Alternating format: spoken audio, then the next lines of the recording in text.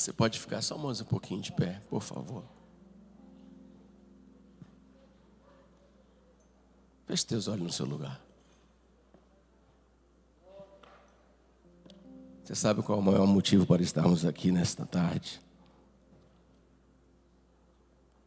Não pode ser outro, se não for por causa dele.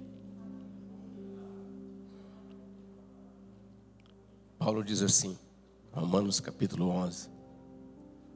Porque dele, por ele e para ele são todas as coisas. Aleluia. João, o seu primeiro capítulo diz assim, que ele era o verbo, estava com Deus. Tudo foi feito por meio dele. Nada do que foi feito se faria se não fosse através dele. Lá em Gênesis, ele é conhecido como a semente da mulher. Quando vamos para Êxodo, ele é o cordeiro pascual. Em Levítico, ele é o sacrifício perfeito. Em Números, ele é a rocha ferida. Em Deuteronômio, ele é aquele, quando Moisés fala assim, olha, Deus vai levantar um profeta muito maior do que eu. 1 Samuel, ele é aquele que garante vitória. Em toda a Bíblia, irmãos, você vai ver apontando para ele. Tudo aponta para o Senhor Jesus, ao amado da nossa alma, ao nosso Redentor, aquele que nos redimiu, que nos perdoou, que nos chamou, que nos escolheu, aquele que te conhece pelo teu nome, aquele que conhece o íntimo do teu coração. A Bíblia diz que ele sonda as imaginações do teu pensamento. Aquele que se conhece todos aqueles que se achegam a ele. Se você olhar nos evangelhos, quando as pessoas iam até a ele, a Bíblia diz assim, Jesus conhecendo o coração deles. Aleluia. Aquele a que João Batista, quando ouviu, falou, eis o Cordeiro de Deus, que tira o pecado do mundo. Aquele, quando ele falou a respeito de si mesmo, em João 6, ele diz assim, que ele é o pão da vida. Em João 8, versículo 58, quando ele conversa com os fariseus olham para como você não tem nem 50 anos, e você viu Abraão, e ele fala no versículo 58, e a expressão da Septuaginta é a mesma que é usada lá, para quando o Senhor fala para Moisés, olha, diga que o eu sou falou com você. A Septuaginta, quando traduz, fala assim, egon em mim, e o termo que é usado por Jesus, lá em João 8, 58, quando traduzido, é egon em mim, antes que Abraão existisse, eu sou. No versículo 12 do capítulo 8, ele é a luz do mundo. No capítulo 10, no versículo 9, ele é a porta. No versículo 14, ele é o bom pastor. No capítulo 11, na ressurreição de Lázaro, a Bíblia diz que ele declara a respeito, olha Marta, eu sou a ressurreição e a vida. Todo aquele que vive em mim, ainda que esteja morto, viverá. No capítulo 14, no versículo 6, ele é o caminho, ele é a verdade, ele é a vida. No capítulo 15, versículo 1 de João, ele fala, eu sou a videira verdadeira. Aleluia. Em Atos, ele é aquele que batiza com o Espírito Santo. Em Romanos, é aquele que nos justifica. Em Coríntios, ele é a graça de Deus. Em Colossenses, quando Paulo fala a respeito dele, ele fala assim, a partir do versículo 17 do capítulo 1, ele é antes de todas as coisas. Ele criou tudo, as visíveis, as invisíveis, tudo foi criado por ele e para ele. E Paulo continua falando a respeito dele, da supremacia de Cristo na criação, da supremacia de Cristo em autoridade e da supremacia de Cristo na igreja, que ele fala, olha, ele é o cabeça da igreja. Ele é o Senhor da igreja. E nesta tarde, nós só estamos aqui por causa dele. Para adorar a ele, para nos prostrarmos diante dele, para derramar o nosso coração diante dele. Aleluia. Então que toda a minha e a sua expectativa Não seja na minha vida, não seja no grupo de louvor, não. Mas nele. Nele. Espírito Santo, nessa tarde, tudo que o Senhor faz é para glorificar a Ele. Se Ele não for glorificado, não é obra tua.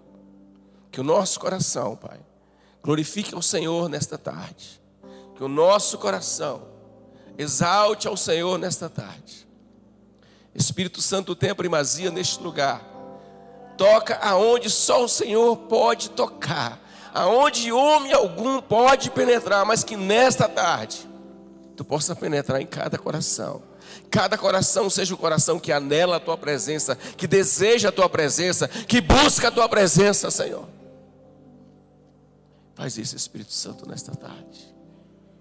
Tu tem liberdade, que eu não te atrapalhe em nada, Senhor. Aquilo que o Senhor quer fazer, que eu não venha te atrapalhar em nada, mas que eu apenas vá aonde o Senhor quer que eu vá, e que eu pare aonde o Senhor quer que eu pare. Que eu fale aquilo que o Senhor quer que eu fale, e que eu não fale aquilo que o Senhor não quer que eu fale nesta tarde. Te damos a honra, a glória, o louvor, a adoração, a exaltação. Nós dependemos totalmente do Senhor, porque se não for o Senhor operar neste lugar, não faz sentido estarmos aqui. E não passa de lata batendo. Mas o Senhor operando é o teu poder sendo manifesto em nossa vida. E nós te damos liberdade. Diga, Espírito Santo, eu te dou liberdade. Eu te dou liberdade, Espírito Santo. Diga para Ele, eu te dou liberdade, Espírito Santo. Fala comigo nessa tarde. Oh, Espírito Santo, toca onde só o Senhor pode tocar. Renova a minha vida nessa tarde, Senhor. Aleluia. Glória a Deus. Você pode sentar um pouquinho. Aleluia. Louvo o Senhor por estar aqui nesta tarde. Pela oportunidade. Apóstolo Djalma, apóstolo Rogério. Deixa eu falar uma coisa para o pessoal do Remi, para que depois você não estranhe, tá? O pastor Djalma, ele me adotou. Então, e eu sou o filho caçula. E o filho caçula tem, no Ocidente, tem prioridades. Então, os pastores do Remi não ficam com ciúme, não. Tá? Ele me adotou tanto ministerialmente. Nós ficamos órfãos ministeriais quando o nosso pastor, Deus o levou em 2019. E o pastor Djalma, já antes, já éramos amigos. Foi algo assim de Deus e depois disso ele nos acolheu mais ainda. Hoje nós somos Verdade e Vida lá no Pará. E há 2 meses atrás eu perdi meu pai, passou para o Senhor.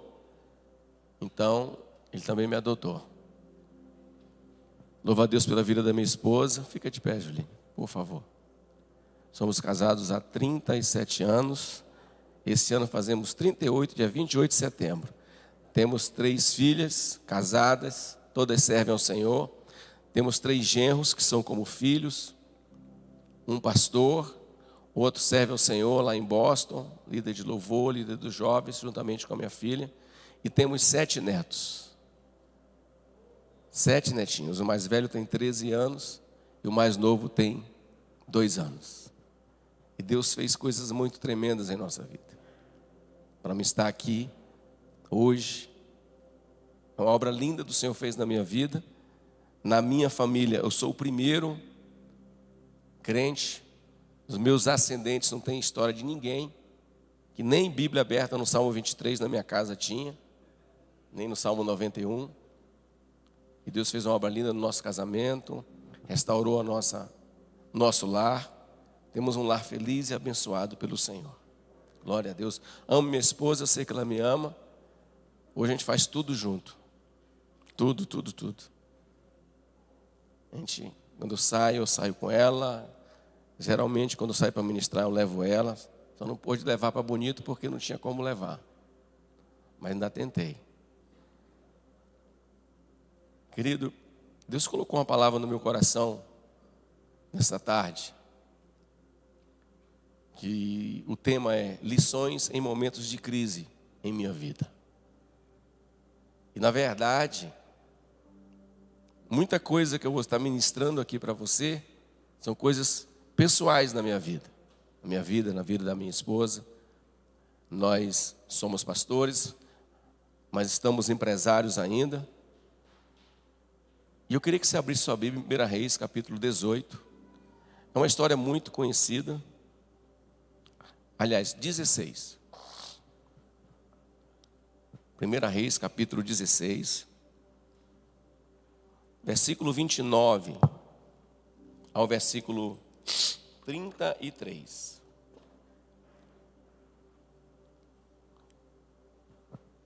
Há um tempo atrás, uma pastora foi orar por nós. E ela falou algo que eu nunca esqueci. Ela falou assim para nós. Ela falou: olha, eu vou falar algo para vocês, mas se hoje não serve para vocês, coloca na prateleira, guarda, porque uma hora vai servir.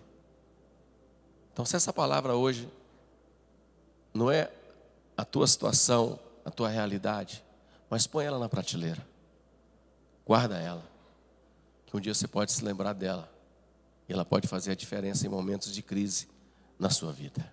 1 Reis, capítulo 16, versículo 29, diz assim: no 38º ano do reinado de Asa, rei de Judá, Acabe, filho de Onri, tornou-se rei de Israel. E reinou 22 anos sobre Israel em Samaria. Acabe, filho de Onri, fez o que o Senhor reprova mais do que qualquer outro antes dele. Ele não apenas achou que não tinha importância cometer os pecados de Jeroboão, filho de Nebate, mas também se casou com Jezabel, filha de Etibaal, rei dos Sidônios, e passou a prestar culto a Baal e adorá-lo. No templo de Baal, que ele mesmo tinha construído em Samaria, Acabe ergueu um altar para Baal. Fez também um porte sagrado. Ele provocou a ira do Senhor, o Deus de Israel, mais do que todos os reis de Israel antes dele. Vá para o capítulo 17 agora. Ora, Elias, de Tisbe em Gileade, disse a Acabe: juro pelo nome do Senhor, o Deus de Israel, a quem sirvo, que não cairá orvalho nem chuva nos anos seguintes, exceto mediante a minha palavra. Depois disso, a palavra do Senhor veio a Elias e disse: saia daqui, vá para o leste, esconde-se perto do riacho de Querite, a leste do Jordão, você beberá do riacho, e dei ordem aos corvos para te alimentarem. E ele fez o que o Senhor lhe tinha dito. Ele foi para o riacho de Oriente, a leste do Jordão, e ficou lá. Os corvos lhe traziam pão e carne de manhã e de tarde, e ele bebia a água do riacho. Algum tempo depois, o riacho secou-se por falta de chuva. Então a palavra do Senhor veio a Elias dizendo: vá imediatamente para a cidade de Serapta, de Sidom, e fique por lá. Ordenei a uma viúva daquele lugar que lhe forneça comida. E ele foi. Quando chegou à porta da cidade, encontrou uma viúva que estava colhendo gravetos. Ele a chamou e perguntou: pode me trazer um pouco de água numa jarra para eu beber? Enquanto ela ia buscar a água, ele gritou: por favor, traga também um pedaço de pão. Ela respondeu: juro pelo nome do Senhor, o teu Deus, que eu não tenho nenhum pedaço de pão, só um punhado de farinha num jarro e um pouco de azeite numa botija. E eu estou colhendo uns 2 gravetos para levar para casa, preparar uma refeição para mim e para meu filho, para que comamos e depois morramos. Elias, porém, lhe disse: não tenha medo. Vá para casa e faça o que disse, mas primeiro faça um pequeno bolo com o que você tem, traga para mim, e depois faça algo para você e para o seu filho. Pois assim diz o Senhor, o Deus de Israel: a farinha na vasilha não se acabará, o azeite na botija não se secará, até o dia em que o Senhor fizer chover sobre a terra. Ela foi e fez conforme Elias lhe dissera. E aconteceu que a comida durou muito tempo para Elias, para a mulher e a sua família. Pois a farinha não se acabou, o azeite não se secou, conforme a palavra do Senhor proferida por Elias. Algum tempo depois, o filho da mulher finalmente parou de respirar, e a mulher reclamou de Elias: o que foi que eu fiz? O que foi que eu fiz, ó homem de Deus? Vieste para lembrar-me do meu pecado e matar meu filho? Dê-me o seu filho, respondeu Elias. Ele apanhou nos braços, levou-o para casa e o pôs na cama. Então clamou ao Senhor: ó Senhor meu Deus, trouxeste também desgraça sobre esta viúva com quem estou hospedado, fazendo morrer o seu filho? Então ele se deitou sobre o menino 3 vezes, clamou ao Senhor: ó Senhor meu Deus, faze voltar a vida deste menino. O Senhor ouviu o clamor de Elias e a vida voltou ao menino e ele viveu. Então Elias levou o menino para baixo, entregou a mãe e disse: veja, seu filho está vivo. Então a mulher disse a Elias: agora sei que tu és homem de Deus e que a palavra do Senhor ouvindo da sua boca é verdade. Israel vivia um tempo de escassez. Israel vivia um tempo de seca. Não havia chuva, havia uma crise instalada. Se você olhar 1 Reis, capítulo 18, se você olhar do primeiro versículo até o versículo 5, você vai ver que uma crise se instala na nação de Israel. Havia falta de provisão, havia falta de comida, muitas coisas estavam passando ali de extrema dificuldade. Acabe tinha feito as suas escolhas. Acabe era rei do povo de Deus, mas Acabe tinha se desviado do propósito de Deus, tinha apostatado da fé. Então Acabe faz a sua escolha. E eu queria que você prestasse atenção numa coisa. Podemos dividir a crise que existia em Israel em 3 áreas ou 3 dimensões. Havia uma crise espiritual em Israel. Sim ou não? Sim. Eles serviam a Baal. Acabe fez um templo para Baal. A esperança deles estava em quem? Em Baal. Baal era conhecido como o rei da fertilidade, como o Deus da fertilidade. Então havia uma crise espiritual, mas também havia uma crise mundial, porque havia fome, havia seca, não havia provisão. Mas também havia uma crise pessoal na vida de quem? De Elias e da viúva. E se nós formos trazer um paralelo para o dia de hoje, uma crise espiritual, como nós vivemos os dias de hoje? Nós podemos dizer que vivemos uma crise espiritual? Sim. Quais são os valores que são pregados? Quais são os valores que são tentando colocar de goela abaixo dentro do Evangelho, tentando nos proibir, tentando tantas coisas? O homem, muitas vezes, egocêntrico, pensando somente em si. Hoje o que impera é a única coisa que Jesus chamou de Senhor, sem ser o próprio Pai. Quem foi? Foi ao dinheiro, que não pode servir a 2 senhores, ou serve a Deus, ou a Mamon, não pode se vai agradar um, vai desagradar ao outro. Então existe uma crise espiritual, existe um espírito de religiosidade, e que se nós não tivermos cuidado, impera dentro das nossas igrejas evangélicas. É algo que é muito sutil, e que se nós não percebermos, nós podemos entrar por esse caminho de um espírito de religiosidade tomar conta da nossa vida e começarmos a fazer as coisas certas, mas com a motivação errada em nosso coração. Então existe uma crise espiritual, existe uma crise no mundo hoje, sim. Eu estava ouvindo hoje um dos pastores renomados do Brasil dizendo que em menos de 30 dias, só no Brasil, 3 ciclones vieram sobre a nossa nação. Um local chovendo muito, outro local seca. Então existe uma crise em todo o mundo, guerras, rumores de guerra, gente morrendo de fome. E existe também uma crise na vida das pessoas. Se você parar, e não precisa ir muito longe, mas da pandemia para cá, a palavra que nós mais ouvimos qual foi? Crise. Quantas pessoas morreram, quantas crises no meio da família, quantos casamentos se acabaram, porque os casais passaram a passar mais tempo junto, e aquilo que já não estava bom, acaba se destruindo. Lares que não estavam firmados naquilo que era para ser firmado, se acabaram. Então, se nós fizermos um paralelo pelos dias de Israel, uma crise nacional, uma crise espiritual e uma crise pessoal. E muitas pessoas, irmãos, foram abaladas com a pandemia. Quantas empresas fecharam?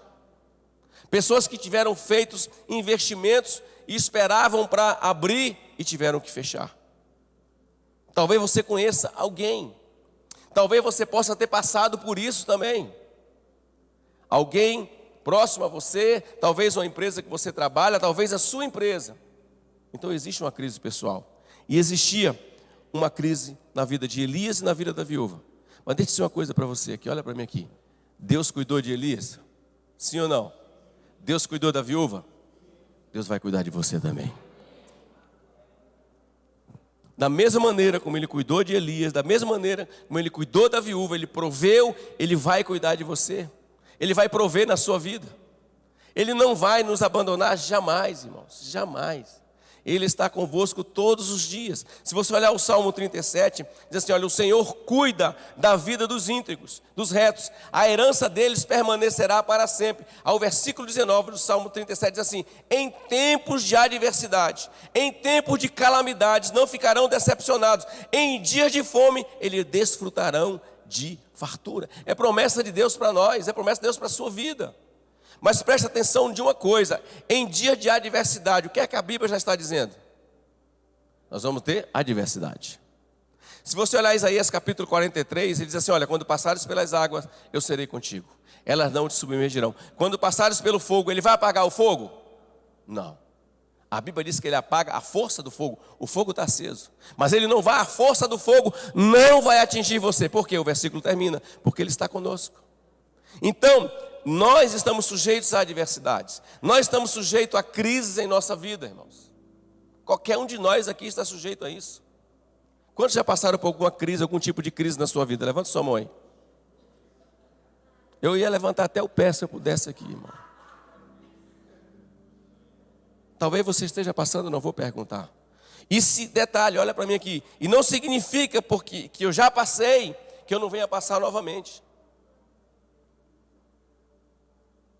Mas eu quero aqui tirar algumas lições para a nossa vida. Primeiro, em meio às crises que nós passamos, você pode aprender. Não é necessário que eu passe por uma crise para que eu aprenda, eu não estou dizendo isso. Mas muitas vezes, irmãos, a gente só aprende quando passa por determinadas crises em nossa vida. Muitas vezes a gente só baixa aqui, a cerviz, quando passamos por certas situações em nossa vida. Muitas vezes nós olhamos de uma maneira diferente. Muitas vezes nós precisamos que Deus abata o orgulho, a altivez em nosso coração. E o orgulho e a altivez muitas vezes é algo sutil, irmãos, que nós não percebemos. Se você entrar dentro de um depósito de pneu, eu digo isso porque é o nosso ramo, na hora que você entra, você sente o cheiro da borracha. Se você passar 15 minutos lá dentro, você não sente mais o cheiro. O orgulho é a mesma coisa. As pessoas não... Aquele que tem, ele não consegue perceber. E muitas vezes, Deus nos abate. Deus nos coloca em prova. Mas Deus nos prova para coroar. O diabo nos tenta para destruir. Mas Deus nos prova para nos coroar e nos colocar em lugares mais altos. Então, em meio às crises, você pode aprender. Muitas vezes nós só mudamos em meio às crises. Muitas vezes só amolecemos o nosso coração em meio às crises. Muitas vezes só baixamos a bola em meio às crises.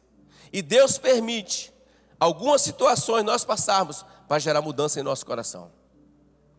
Deixa eu dizer uma coisa para você aqui. Se você vê uma pessoa andando de uma maneira totalmente desordenada e tudo dando certo para ele, saiba que ele não é filho. Porque a Bíblia diz que Deus corrige o filho a qual Ele ama. O senhor tem filho? Senhor? O senhor conhece seu vizinho? O vizinho da sua casa, ele tem filho? O senhor cuida do filho dele? Por quê? O senhor cuida do seu. Deus é a mesma coisa, irmão.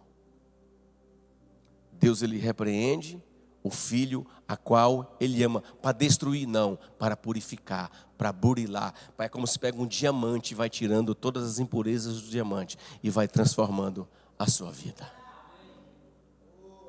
E tem uma coisa no meio do cristão, que quando uma pessoa passa por alguma crise, seja ela qual a origem que for, qual é a primeira coisa que vem no coração de muitas pessoas? Fulano está em pecado. É verdade ou não é, irmãos? Aí vai e pergunta, será que o irmão não está pecando? O que será que ele fez para estar passando isso? Muitas vezes isso acontece, irmão. Deixa eu dizer uma coisa para você. Não é pecado eu ter necessidade na minha vida, irmãos. Não significa que eu estou passando por alguma crise, significa que eu esteja em pecado. Muitas vezes são consequências de atitudes erradas nossas. Mas me diga o que Jó fez para ele passar o que ele passou. E se você olhar o capítulo 1 e o capítulo 2 de Jó, por 3 vezes, o próprio Deus elogia o caráter e fala, viste meu servo Jó, ele é reto, retidão, fala de integridade, fala de caráter. E a gente que pega o livro de Jó e lê, é fácil a gente entender. Mas te coloca no lugar dele, não faz sentido o que ele estava passando. Do estilo de vida que ele levava, um homem temente a Deus, um homem reto, um homem fiel, um bom pai. Então tem certas situações que nós passamos, tem situações que passamos por erros nossos. E muitas vezes erros sem maldade, irmãos. Às vezes por infantilidade da nossa parte. Principalmente nos negócios. Mas não significa necessariamente que eu esteja passando uma crise. Significa que a crise se originou por causa de um pecado. Mas deixa eu dizer uma coisa para você. Mas sempre tem uma razão. Vou repetir, não significa que seja gerado por causa do pecado. Mas sempre tem uma razão. Para Acabe era o quê? Julgamento de Deus. Para Elias e a viúva era o quê? O Salmo 11, versículo 5, a Bíblia diz que Deus prova o justo. Um momento de provação. Se você olhar quando Deus fala para Abraão, para ele sacrificar Isaac, a Bíblia diz e coloca essa palavra, e Deus provou Abraão. Nós somos provados, irmãos. E nas mínimas coisas. Às vezes tem certas coisas que é colocado na nossa vida, e ali é um momento de nós sermos provados, ou aprovados, ou reprovados. E quando somos reprovados, a gente volta a fazer tudo de novo. Sempre tem uma razão. Quarto, mas Deus sempre varia o método de provisão na vida de uma pessoa. Sempre. Se você olhar, o maná veio do céu, a água veio das rochas.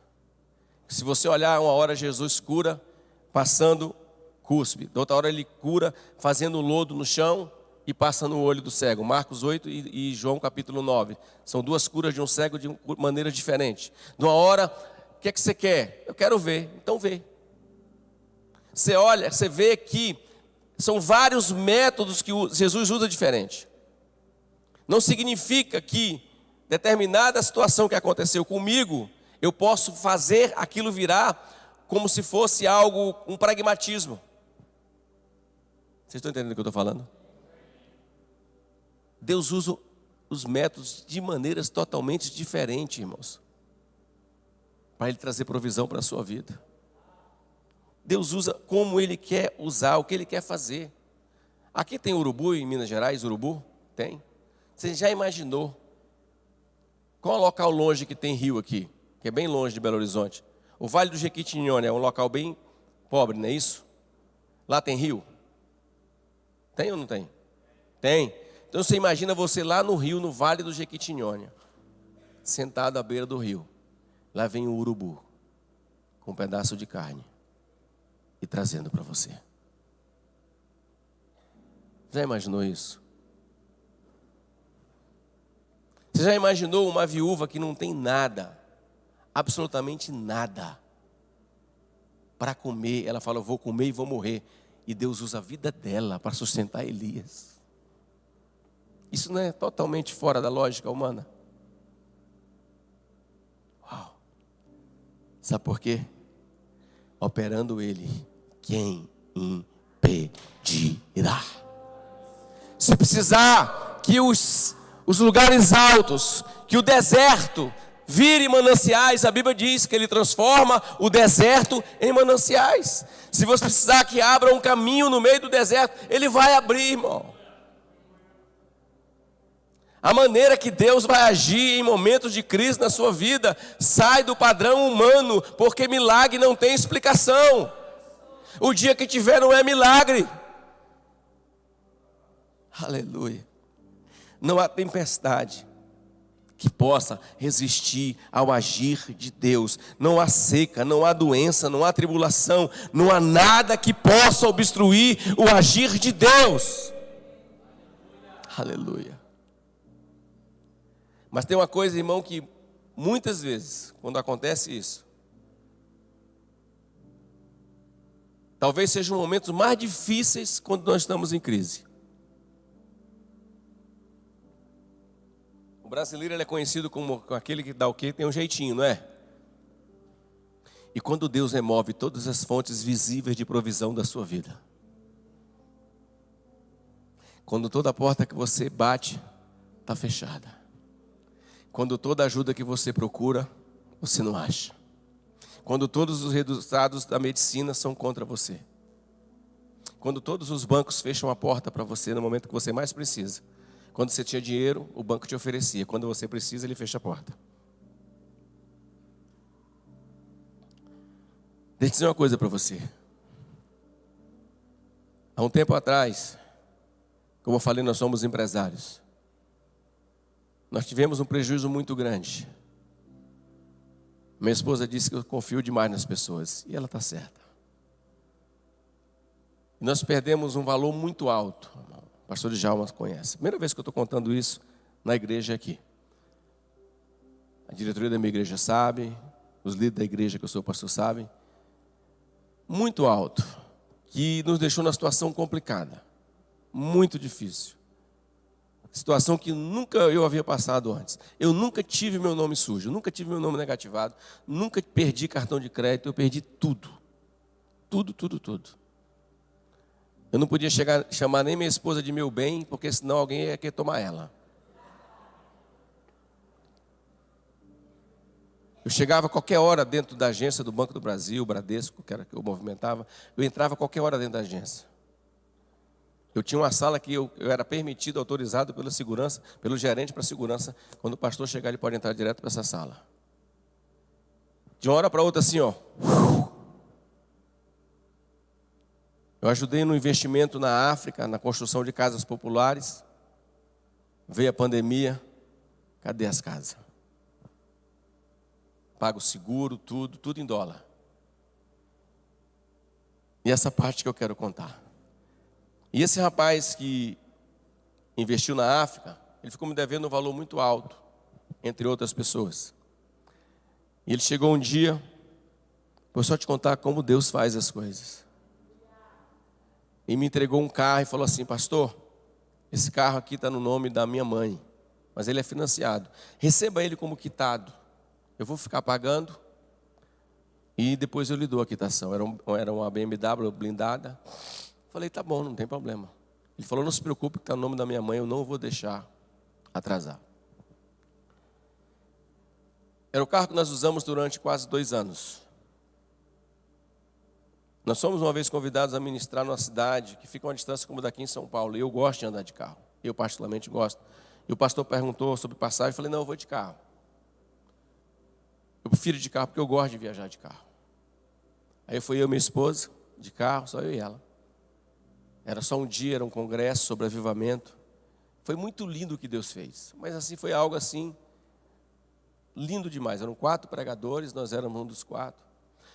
Mas na hora que eu saí do culto, quando eu olhei o carro estava atravessado. Falei, eu não deixei o carro assim. Em vez de ele estar parado assim, ele estava com a frente para o lado de fora e a traseira para o lado de dentro da guia. Aí, não pastor, foi um bêbado que veio e entrou na traseira do seu carro. Era uma BMW blindada. A pancada foi tão grande que empurrou o carro e virou o carro assim.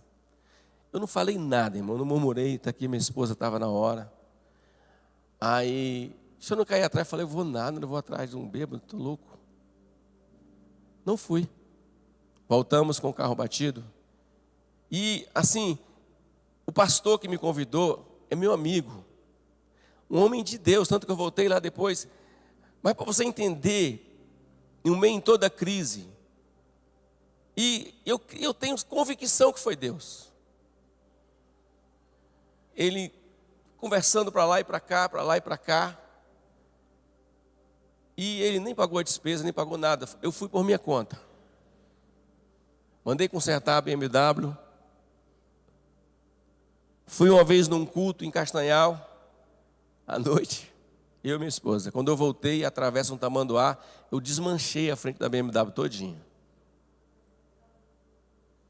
Eu saí de noite, eu parei, saí juntando os pedaços, para ver se remendava, para levar para a oficina. No outro dia voltei lá ainda. Depois ela quebrou a caixa de marcha, não sei se foi por causa da pancada, porque ela tem um cardan e pegou na roda traseira e pode ter atingido a caixa de marcha. Mas o carro era financiado e alguém pagava. Eu estou um dia em casa, uma sexta-feira. Eram umas 7 horas da noite. Alguém me liga. Está onde? E a pessoa ligou saber onde eu estava. Você sabe que eu estou em casa, eu falei para a pessoa. Bora ali. Falei, eu não posso sair, eu estava de pijama. Eu estou preparando a mensagem para pregar domingo e eu não paro quando eu estou preparando a mensagem, vai me atrapalhar. Embora, eu não vou. Aí daqui a pouco o carro buzina na porta de casa. Pam, pam, pam, pam. Aí eu levanto, quando eu olho é ele. A Juliane já estava com ele. Bora ali. Eu falo, eu não vou. Não, bora. Aí eu peguei, botei uma camiseta, fui de pijama mesmo, entrei no carro. Aí ele falou, vai dirigindo. Aí ele falou, bora abastecer o carro. Eu falei, vai abastecer o carro para quê? O carro tem meio tanque, cara. Para que eu abasteci o carro? Bora abastecer, eu não vou. Bora. Aí eu fui. Abastecemos o carro. Ela estava na frente. E ele estava atrás. Aí ele pegou assim. Eu estou incomodado. Mais de 15 dias. Para comprar um carro para vocês. Entregou uma chave para mim. Entregou outra chave para a Juliane que estava na frente. Não passou um mês. Eu estou em casa em dezembro. O porteiro do condomínio, pastor, a polícia está aqui. Quer falar com o senhor. Eu falei, tá bom, manda entrar. Para pegar o quê? A BMW. Que o homem não tinha pago. Por que eu estou te contando isso? Antes de eu perder ela, Deus falou, olha, quem cuida de você sou eu. E durante esse período, você sabe quando você sabe que você tem filho, você sabe o que eu vou falar. Você está vendo o teu filho ali e você está vigiando ele. Na hora que ele vai cair, você segura. Tem sido dessa maneira comigo e com minha esposa. Certo dia nós íamos para pregar em algum lugar e pegar um avião. A gente está no quarto. Deus tocou no meu coração para dar essa primícia para vocês daqui, ó. Uma pessoa que nunca tinha feito isso. Sabe por quê? Que Deus permite que todas as fontes de provisão saiam da sua vida? Para que eu e você possamos aprender a depender de Deus. Porque enquanto a gente vê uma porta, a gente tenta arrombar, a gente tenta forçar a porta. Mas quando tudo fecha, a gente depende dele. E quando dependemos dele de verdade, porque muitas vezes, irmão, quando tudo vai bem é fácil dizer que depende de Deus. Mas quando tudo vai ruim, eu quero ver. Quando tudo está fechado, você olha para um lado, para o outro, para trás. Aí você vê Deus falar assim, estou no controle. Tu perde o controle, mas eu não perco. Pode estar toda emboletada a tua vida, mas para mim está tudo claro. Esse é o Deus que você serve. Em 8 bilhões de pessoas, Ele sabe o teu nome. Em 8 bilhões de pessoas, ninguém tem a tua digital. Em 8 bilhões de pessoas, na hora que você levanta a tua voz, Ele conhece o timbre da tua voz. Ele conhece o teu nome. Ele é aquele que pega as águas com a concha da sua mão e que mede a terra, o universo a palmos. Quem é? O Deus que te ama, irmão. Quando todas as fontes de provisão se esvaem, isso significa que nós temos que aprender a depender de Deus. E no meio de tudo isso, Deus usa o ilógico e o improvável. Deus usa como Ele quer. Por quê? Porque Ele é Deus, irmão. Ele faz a hora que Ele quer, quando Ele quer, como Ele quer. Não adianta a gente tentar colocar Deus dentro de uma caixinha, porque Ele é muito maior do que tudo que nós possamos imaginar.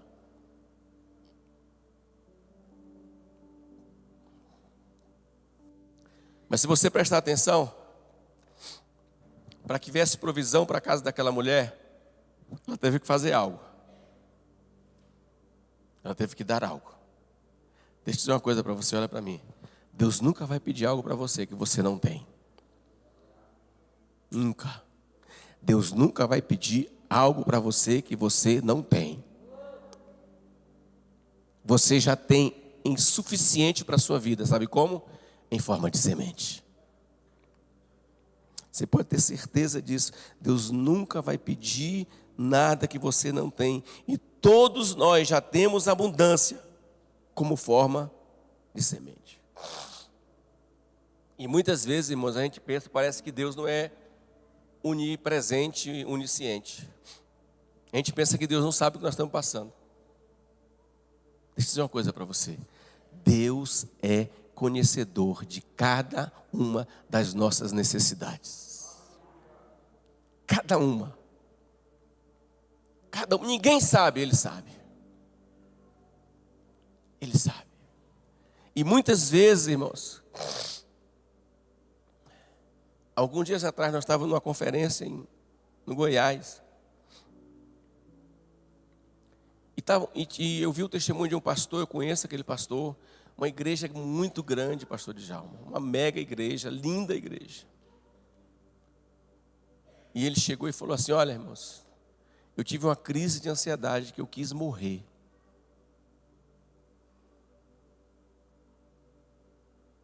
Eu olhei para aquele homem e falei: meu Deus. E ele estava no púlpito.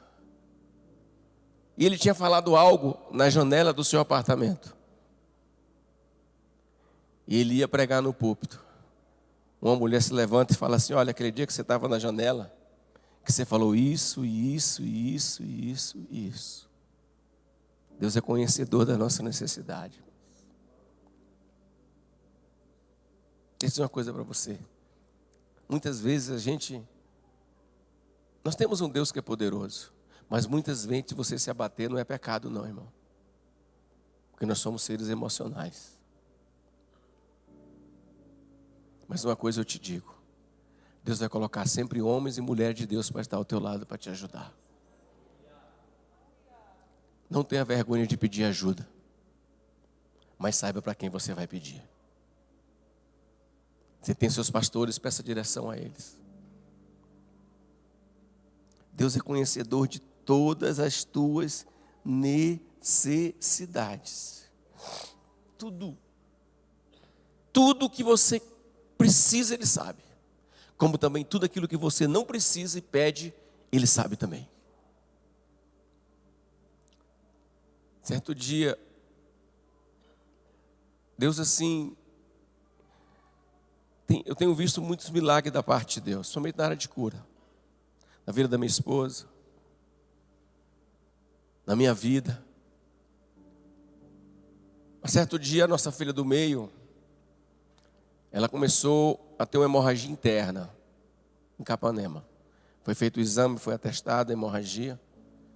E nós corremos para Belém, o hospital, olha, você precisa correr para Belém com ela. E no meio do caminho eu orei a Deus, chorando, porque eu sou muito chorão. Eu falei: Deus, a minha filha foi o Senhor que me deu. Se tu levar ela, eu vou te glorificar do mesmo jeito. Porque o Senhor me deu ela. E se o Senhor quiser levá-la, o Senhor pode levar. Porque ela é tua. Chegamos em Belém. Fomos numa senhora, uma ginecologista. Atestou. E falou: olha, faça esses exames aqui. E nós clamamos a Deus. Eu falei: doutora Janete, o nome da doutora. Eu já liguei para o laboratório, eles não têm horário para fazer. Aí ela falou assim: só apresente o que eu estou pedindo aqui, que eles vão fazer o exame dela.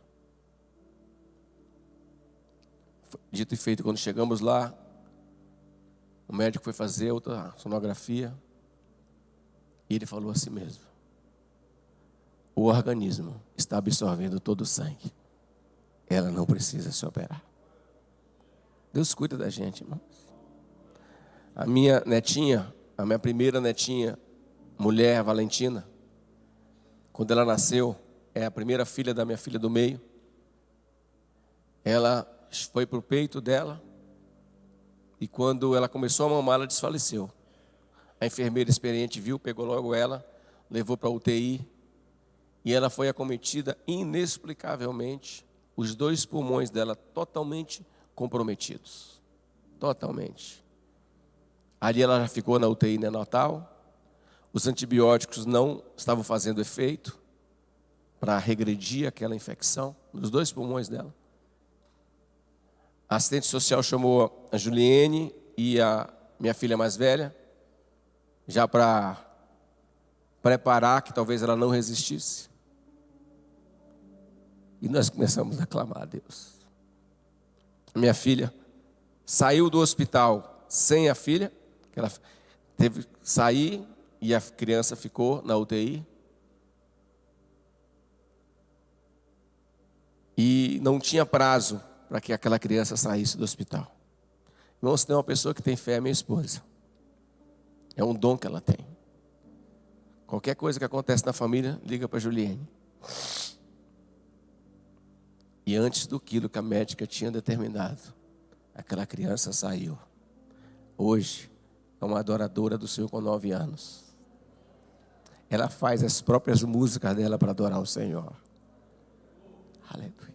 Deus conhece o nosso coração. Deus conhece a nossa necessidade. Mas deixa eu dizer uma coisa para você também. Eu creio em princípios de autoridade, irmãos. Eu creio. Eu aprendi isso desde que eu me converti. A maneira em que eu trato o homem de Deus é a maneira que Deus vai me tratar.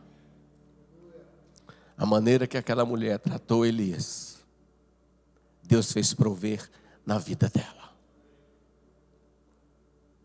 Às vezes as pessoas têm dificuldade de entender isso. Não é o apóstolo Djalma, não é o Johnny, não é o apóstolo Rogério, mas é aquilo que Deus colocou sobre a vida dele.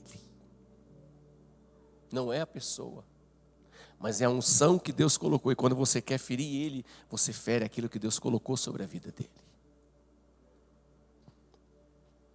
Honre sua liderança, irmão, que Deus vai honrar você. Se você desonrar a tua liderança, você pode ter certeza que vai vir consequências.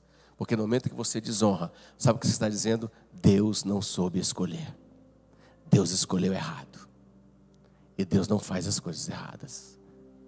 Tem um ditado popular que eu já vi até pastores dizer que eu não concordo, que Deus escreve certo com linhas certas. Isso não é verdade. Deus escreve certo com linhas certas, porque Ele é perfeito em tudo que Ele faz, inclusive você. Aleluia. E por último, as circunstâncias da natureza, da economia, política, não controlam a mão de Deus. Deus não depende do presidente do Banco Central, não depende do agro, não depende de nada. Nada controla a provisão de Deus na sua vida. Aleluia. As circunstâncias não controlam a provisão de Deus. Deus não precisa de algo para... Se Ele quiser usar o homem, Ele vai usar o homem. Mas se Ele não quiser, Ele faz como Ele quer. Porque a Bíblia diz no Salmo 115, o nosso Deus está nos céus e faz tudo aquilo que lhe apraz. E basta uma palavra sua e tudo se fez. Aleluia. Pastor, se a crise pode ser uma prova de Deus, se a crise pode ser por algumas decisões erradas, investimentos errados na minha vida, o que é que eu faço? Eu vou te dar 4 conselhos. Primeiro, reflita a respeito daquilo que você fez e se arrependa se você fez errado. Se você é casado, compartilhe com a sua esposa. Seja transparente com ela, porque vocês não são 2, vocês são só um. E no momento que você esconde dela alguma coisa, você está de uma maneira desonrando aquilo que Deus instituiu, que é o casamento e que é a família. Irmãos, eu só faço uma coisa escondida da minha esposa. Essa semana eu fiz, ela nem viu. É tomar Coca-Cola. Eu boto atrás, ela nem viu. Preparei o lanche, eu peguei a Coca-Cola, botei de trás de um arranjo que tem na mesa. Ela foi para o lado, eu botei para o outro lado. Mas já diminuí. Se arrependa, irmão. Se humilhe diante do Senhor. Deus é misericordioso, irmãos. Deus muda a história. Deus não é como o homem. Deus é misericordioso. E o amor dele se renova. Grande é o seu amor. Segundo, esteja aberto para mudanças na sua vida. Eu não estou falando de mudança de lugares, mas mudança de comportamento. Mudança de atitudes. Na sua casa. Na sua família. Olha, irmãos, nós somos pastores da mesma igreja há 21 anos. E eu falo isso de púlpito lá na igreja a qual eu sou pastor.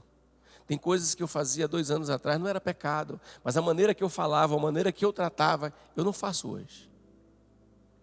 Às vezes a gente age muito sem misericórdia. Às vezes nós queremos ser mais duro que o próprio Deus. A minha esposa, estou falando isso, ela sabe disso. Que se tem uma pessoa que não me alisa, é ela.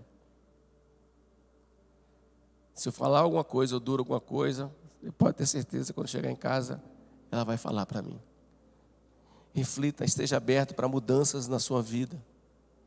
Terceiro, seja fiel a Deus. A Bíblia diz, Provérbios capítulo 28, versículo 20, o homem fiel abundará em bênçãos. Honre ao Senhor de todo o seu coração. 1 Samuel capítulo 2, versículo 30, a parte B diz assim, quando fala a respeito da casa de Eli, fala assim, olha, eu honrarei aqueles que me honram e desprezarei aqueles que me desprezam.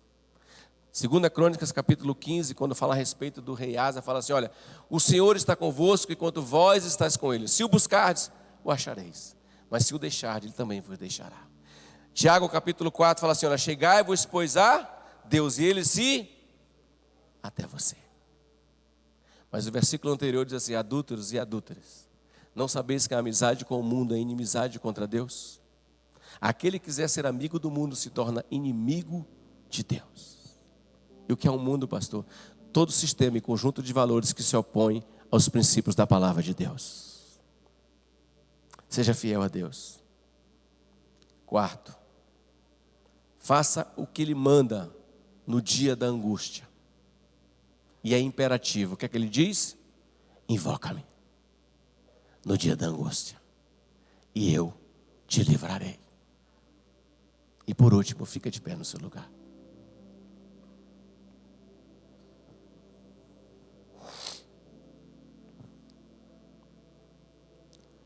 Olha para mim aqui.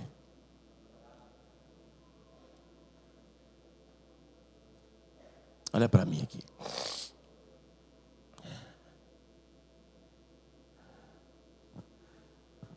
Se agarre na promessa de Deus para a sua vida. Não largue a promessa. Por mais que todas as circunstâncias sejam contrárias, há uma promessa de Deus para a sua vida. E é ela que vai te sustentar. É ela que vai te segurar. É ela que não vai deixar você cair. E mesmo que você caia, a Bíblia diz que Ele toma pela tua mão direita. Aleluia. Aleluia. Enquanto o grupo de louvor canta essa canção, eu queria orar por você.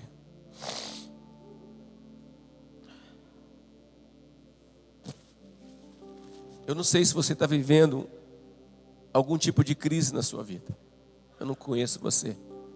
Mas aquele que é conhecedor, conhece o teu coração, conhece aquilo que te traz angústia, irmão. Muitas vezes os homens, estatisticamente, você sabe qual é o maior medo do homem? Estatística. É de não poder prover na sua casa.